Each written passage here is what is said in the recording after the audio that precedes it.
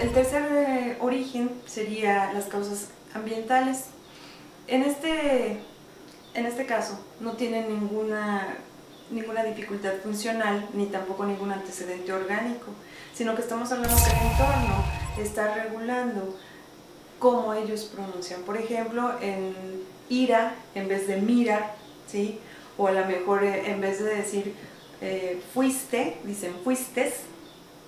Pero claro, a la hora de sacar a este pequeñito de ese entorno y meterlo, por ejemplo, a otro, como es la escuela, como es el grupo ya de amiguitos, pues entonces él aparece como con un problema de lenguaje, pero generado evidentemente por el ambiente en donde él ha crecido y de donde él ha obtenido esa información. ¿En qué otros ejemplos se da esta situación de ambiente? Es decir, en el momento en que papá y mamá se relacionan con el hijo, ¿también eso estamos hablando que es un factor de ambiente? Sí, claro, aun cuando sea nada más, estemos hablando de la familia nuclear, porque recordemos que el lenguaje, para que yo articule el lenguaje, primero tengo que escuchar, ¿sí? Y bueno, el hecho de que un pequeñito pueda o no pueda escuchar, pues sería una causa orgánica, pero si estamos hablando de pequeñitos que escuchan perfectamente, que pueden empezar a emitir los sonidos, a reproducirlos de acuerdo a lo que están escuchando, pero mamá o papá tienen un problema en cuanto a la dicción de sus palabras, a lo mejor en vez de decir zanahoria, dicen zanoria, o a lo mejor en vez de decir gelatina, dicen jaletina, o si por ejemplo le agregan, ¿sí? Hacen adiciones a las palabras como fuistes, trajistes, vinistes, pues el niño va a repetir como ellos lo están diciendo. Y no vayamos tan lejos, ahora incluso en la televisión, en los programas, en las canciones, ya también se ha generalizado ese manejo, ¿no? A lo mejor para algunas personas pudiera resultar gracioso, pero para un niño que está en el proceso de adquisición del lenguaje, estamos hablando que esas son mis pautas.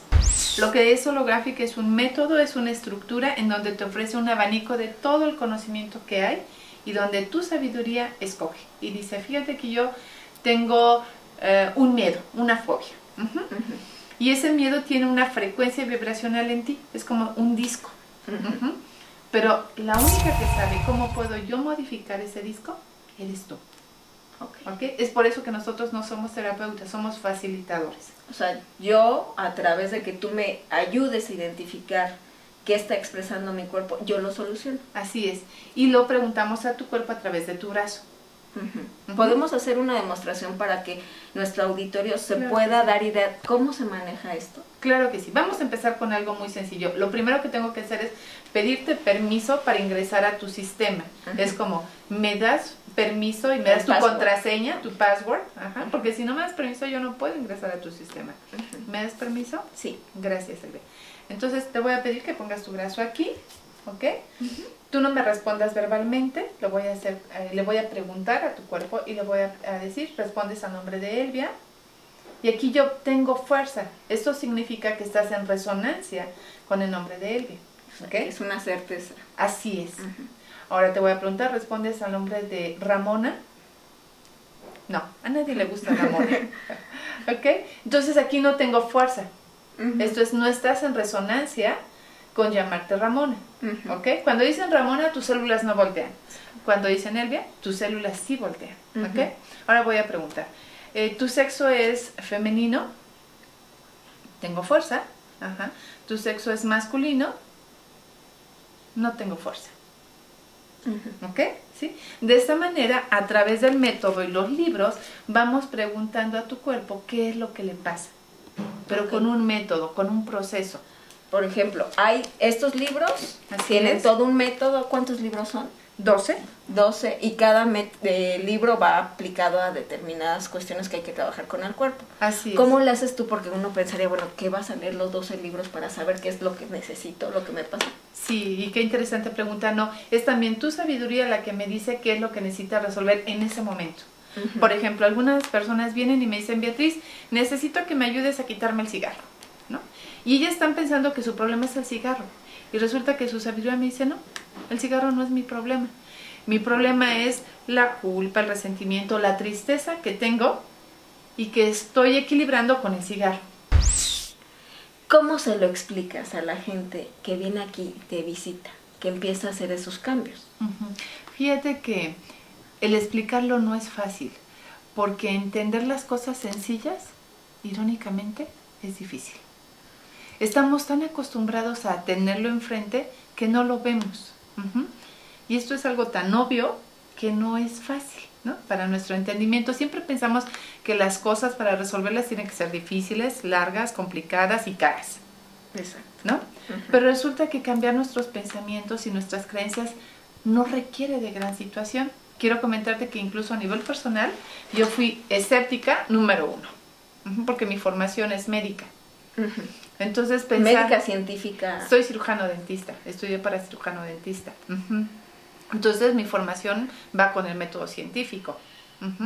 Y que me digan que mi emoción puede cambiar porque yo escucho un sonido de alta frecuencia, era algo que a mí yo no podía entender, ¿no? Pero hay muchas cosas que no entiendo y sin embargo suceden, ¿no? Yo no entiendo cómo funciona mi celular, pero sé que si le pongo el número 1 me comunico con mi hijo. Y no ves la frecuencia de esa energía que genera una acción. Así es. ¿Cómo llega Resonance Repatterning a tu vida, Beatriz? Por una problemática personal en donde yo decidí resolverla, ¿no? Y siempre creo que cuando tú haces una petición, la vida se confabula y te da respuestas. Y lo que tú dices es muy cierto. De hecho, hay una frase que las grandes constelaciones inician de una pequeña estrella. Así son estos cambios. Así son, exactamente, así son. Vamos a jugar un juego conmigo que me gusta mucho a mí. Cuando nosotros estamos dibujando los mandalas, empezamos a tener un poco de paz interior.